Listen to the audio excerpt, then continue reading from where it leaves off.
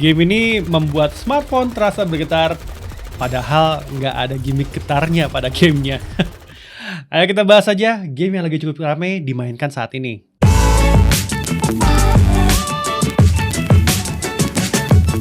Jumpa lagi di Jagat bersama saya, Rama.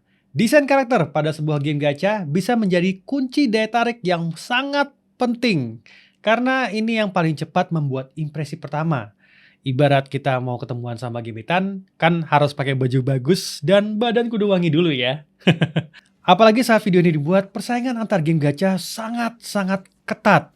Sudah nggak terhitung berapa franchise yang gagal untuk menarik minat para playernya karena banyak yang mengandalkan IP terkenal saja. Padahal gameplay yang disuguhkan ya begitu-begitu saja, kurang memberikan penyegaran pada player-playernya. Alhasil sebagian besar player ya memilih untuk memainkan game yang sudah lama mereka mainkan. Pada tanggal 4 November 2022, Shift Up, sebuah studio game asal Korea Selatan, merilis secara global dengan bantuan Level Infinite, game gacha yang sudah lama ditunggu-tunggu, yaitu Goddess of Victory Nikke. Dari kemunculan teasernya saja, game ini secara visual sudah bisa dibilang menarik dan menggetarkan hati. Karena visual yang dibagi pada teasernya memang terlalu menggetarkan para hati calon playernya. Apalagi ketika karakter-karakter ini beraksi dengan gameplaynya terlihat sangat bergetar. Tapi apa iya menariknya cuman sampai di situ saja? Kita bahas langsung ya. Goddess of Victory Nikke saat video ini dibuat hanya tersedia untuk perangkat mobile saja, lebih tepatnya pada Android dan iOS. Untuk Android, minimal OS-nya harus Android 7.0 dengan RAM minimal 3 GB.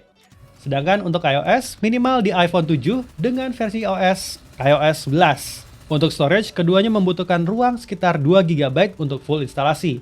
Tapi tentu saja ini akan bertambah besar seiring progres dan update gamenya ya.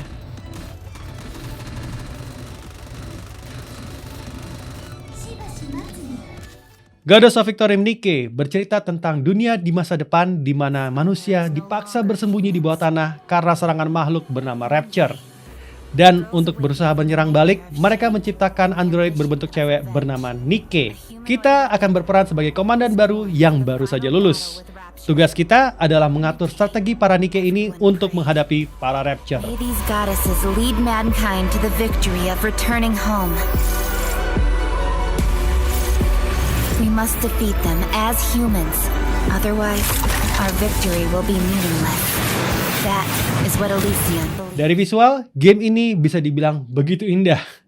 Karena ya, karakter-karakter Nikke pada game ini didesain dengan lekuk tubuh dan pakaian yang indah-indah.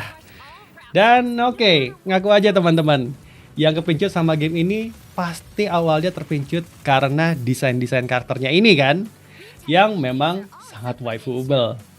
Di sisi lain, desain musuhnya nggak kalah keren dan mengintimidasi. Belum lagi area-area yang disuguhkan sangat-sangat terasa post-apocalyptic future-nya. Selain itu, hal lain yang menyenangkan dari visual di game ini adalah desain UI-nya yang terasa sangat modern dan enak dipandang. Membuat kita menavigasikan opsi-opsi pada game ini lebih mudah. Apalagi, ini didukung dengan audionya. Yes, audionya. BGM dari Goddess of Victory Nikke ini bisa kami bilang menjadi salah satu highlight yang sangat penting untuk membuat game ini menjadi terasa menyenangkan untuk dimainkan. Dimana di lobby musiknya terasa sangat nyaman dan cozy.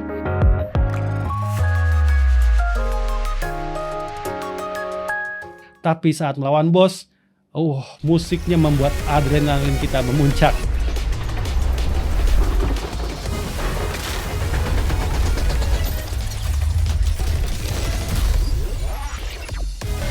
Didukung lagi dengan suara tembakan dan ledakan yang menggelegar, membuat battle-nya terasa lebih seru. Di sisi lain, VO-VO pada game ini juga nggak kalah asik, bikin eventnya terasa lebih engaging. Untuk gameplaynya, game ini mempunyai genre RPG shooting game, yang sebenarnya ini bukan hal yang baru, shooting gamenya ini ya. Karena game-game semacam ini sering ditemukan pada game-game shooting di arcade, seperti Time Crisis, Alien Armageddon, atau House of the Dead. Hanya saja di sini kita harus lebih memilih strategi dalam memilih Nikke dan memposisikannya dalam sebuah tim. Ini penting karena tiap Nikke mempunyai fungsi yang berbeda-beda. Ada Nikke yang attacker yang lebih fokus dalam membuat damage, Ada defender yang membuat tim lebih survive, dan ada supporter untuk mengasis Nikke yang lain dalam heal ataupun memberikan buff. Tiap Nikke ini pun mempunyai senjata yang berbeda-beda untuk mendukungnya dalam pertempuran. Ada Nikke dengan shotgun yang efektif dalam jarak dekat dan mempunyai tembakan yang menyebar, cocok untuk membersihkan musuh-musuh kecil yang berada dalam jarak dekat. Ada Nikke dengan submachine gun yang efektif dalam menghadapi musuh jarak dekat sampai menengah dengan fire rate yang cukup tinggi dan waktu reload yang relatif singkat. Ada lagi Nikke dengan assault rifle. Senjata ini mirip dengan SMG dengan fire rate yang lebih rendah, namun lebih efektif untuk musuh dengan jarak menengah dengan waktu reload yang tidak lama. Nikke dengan machine gun, mirip dengan Nikke assault rifle, namun senjatanya mempunyai amunisi yang lebih banyak dengan fire rate yang lebih cepat dengan awalan yang agak lambat. Namun kelemahan senjata ini, waktu reloadnya amat sangat lama. Ada lagi Nikke dengan sniper rifle. Sesuai namanya, Nikke ini khusus jarak jauh dengan tembakan yang lebih presisi, damage yang besar, dan waktu reload yang relatif lama. Terakhir ada Nikke dengan rocket launcher. Senjata ini tidak mempunyai jarak efektif, dan tiap satu tembakannya mempunyai efek splash damage atau ledakan dengan damage yang cukup besar. Cuma memang senjata ini tidak mempunyai fire rate yang kencang. Selain senjata yang mereka gunakan, tiap Nikke mempunyai elemen seperti api, angin, besi, listrik, dan air. Tapi semuanya berubah ketika negara api menyerang. Tentu saja elemen-elemen ini berguna untuk mengatur strategi dalam menghadapi musuh yang ada, karena musuhnya juga ada elemennya. Lalu bagaimana kita memperkuat Nikke yang kita miliki? Tentu saja dengan menaikkan levelnya, menaikkan level skillnya, dan memberikan equipan yang bisa kita naikkan juga levelnya. Dan ada lagi nih, mengobrol dengan mereka. Kok ngobrol? Iya. Di sini ada sistem advice di mana kita bisa memperkuat koneksi kita dengan para Nikke ini yang kita punya. Makin tinggi koneksi kita dengan para Nikke ini, maka bonus stat pada Nikke tersebut akan bertambah dan memperkuat Nikke tersebut. Wah, banyak banget yang harus kita lakukan untuk memperkuat satu Nikke aja. Nah, untuk mempermudah player, pada game ini ada yang namanya sistem synchronized, di mana Nikke yang kita miliki levelnya akan disamakan dengan level terkecil dari Nikke yang sudah kita naikkan levelnya.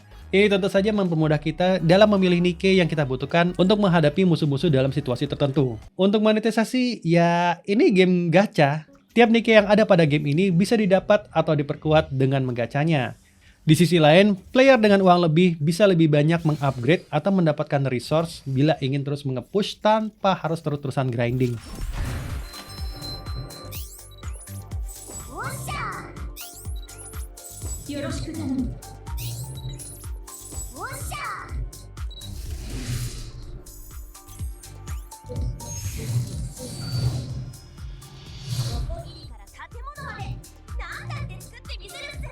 Lalu bagaimana impresi pertama kami saat memainkan game ini?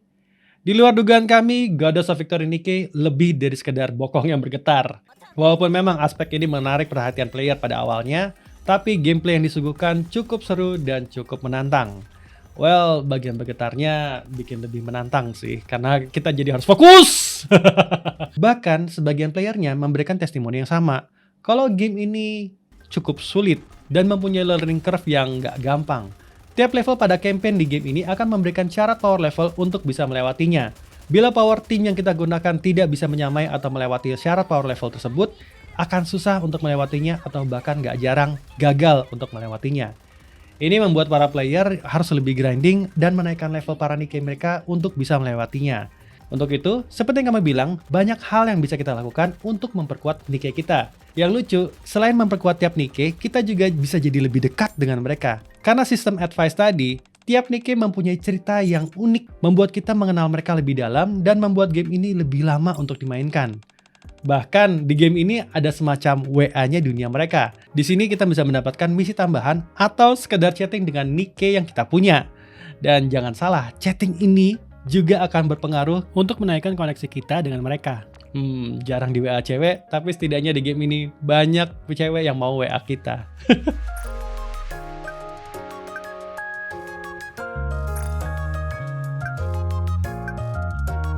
Namun hal lain yang mengganggu kami selain tingkat kesulitan yang cukup tinggi tadi ya, gamenya hanya berformat potret atau tegak gitu. Terutama dalam smartphone yang terasa areanya agak sedikit terbatas untuk dijelajahi. Beda lagi ketika kalian memainkannya di tablet atau emulator pada PC ya. Walaupun teori game bisa dimainkan dengan satu tangan, tapi tidak pada prakteknya. Kami seringkali lost control mencari kursor untuk menembak musuh. Jadi saran kami kalau mau main game ini jangan sambil tiduran, karena banyak hal yang harus kalian lakukan ketika sedang dalam battle. このマイティプールとは全知全能の道具って光る片翼の魔王よ破壊コピー受けてみたまえ焦点が必要だ Nah itu dia tadi review singkat game mobile Goddess of Victory Nikke. Bagaimana pendapat kalian yang sudah main? Apakah seru? Atau bahkan sudah dapat banyak SSR? Coba tulis di kolom komen. Saya Rama, jaga TV TV.